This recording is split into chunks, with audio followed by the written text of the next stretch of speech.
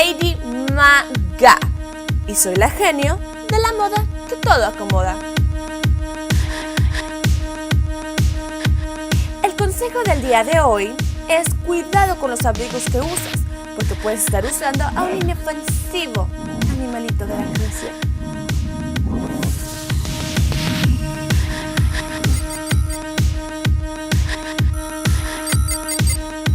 Las hermanas Olsen han sido captadas por los paparazzis usando continuamente productos con pelaje de animal.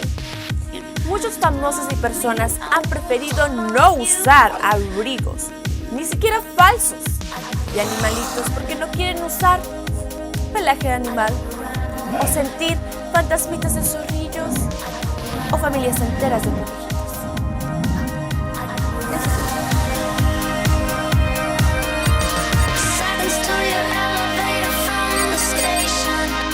Yo por eso me quedo con la moda de las 3 R's. Reuso, reciclo y reinvento.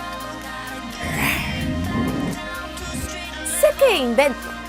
Bueno, ¿ustedes qué creen?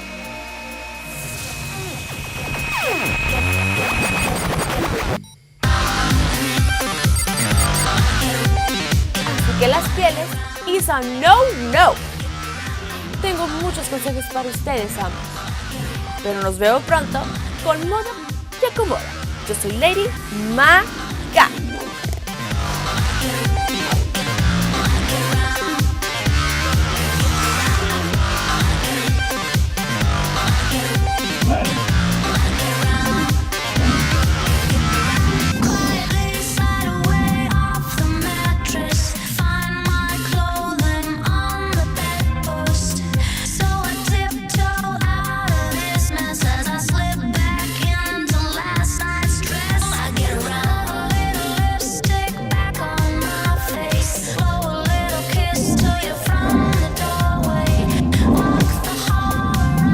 Que las pieles is a no.